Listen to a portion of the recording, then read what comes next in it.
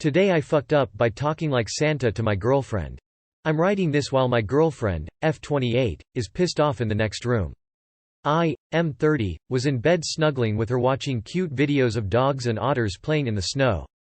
In passing, I asked if she had heard my story of when I was in a touring Christmas show for kids. The plot was thrilling and had a bunch of fairytale characters go around fantasy land searching for Santa so the kids can have a Merry Christmas.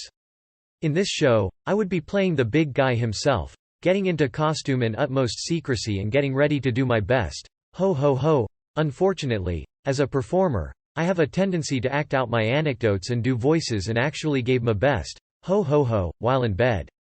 This was a mistake. She looked back at me with smoky eyes, biting her lip and a mischievous grin. She then suggested I do the voice again. I feel it important to know at this point, that this is not the first time we've had this situation. My girlfriend definitely has a thing for voices and has begged me to talk to her as the Grinch when we do the deed. I genuinely am not judging her but told her I wouldn't be able to perform my duties if I was also telling Cindy Lou Who to go back to bed. This annoys her to no end as she complains I won't entertain her kinks.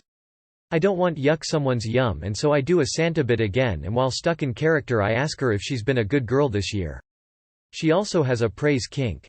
This sends her over the moon, begging to do it again, and if I won't do it again, to speak into her phone so she can record it. I get super self-conscious and weirded out because Santa lives in an extremely wholesome and non-sexual place in my brain. I tell her I won't and she storms out of bed. She now worries that she can't get that sexual high again and will crave that Kris Kringle cock forever. Too long did not read. I spoke like Santa, who unbeknownst to both of us, my girlfriend wants to fuck. Look, Santa has got Mrs. Claus okay? Surely they get up to some shenanigans in the bedroom. Just update your understanding of Santa's sexual nature. A lot of people look forward to Santa coming down their chimney. Seems normal to me. Mate, what a dilemma for you. Tell her you are now acting out the Easter Bunny, he doesn't talk. Good luck. So you have a hot kinky girl who is deeply attracted to your voice but you flat refuse to indulge her over some poor excuse. Some people really don't know how good they have it. GIF. Giphy, Naimumvex 5RG, downsized. Today I fucked up helping my dad set up his Tinder profile. My parents divorced at the beginning of the year. I, 28 male, have been as supportive as possible to both my parents since the divorce, but lately I've come to regret not being less involved because I was not fully prepared for the fallout of suddenly having crazy single parents. Exhibit A. My dad. He recently asked me to help him set up an account on Tinder because one of his coworkers suggested online dating. My dad had no idea how Tinder worked, so it became my responsibility to tell the internet that he's available. I love my dad, but he's the most boring person on the planet. His Tinder bio was mundane as fuck. Most of the photos he had included my mom, aka the ex-wife, which was obviously not usable. The few solo photos he had made him look like the hillbilly gas station owner who worked in the middle of nowhere and encouraged lost teenagers to follow the route that is not on the map so they could get violently killed by cannibals. My dad decided not to use the hillbilly photos, so he made me drive him to random locations where he posed for photos that clearly looked staged. Dad at the beach. Dad at the gym. Dad at the park. You get the picture. I don't know how, but my dad managed to get more matches in a few weeks than I got since I joined Tinder 2 years ago. My mom somehow found out about my dad's Tinder profile and asked me to do the same thing for her. I didn't want to, but I had to, otherwise my mom might feel discriminated.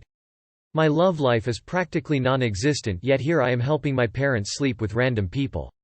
Sigh. TLR I agreed to set up my divorced dad's Tinder profile, which required a lot more work than I anticipated.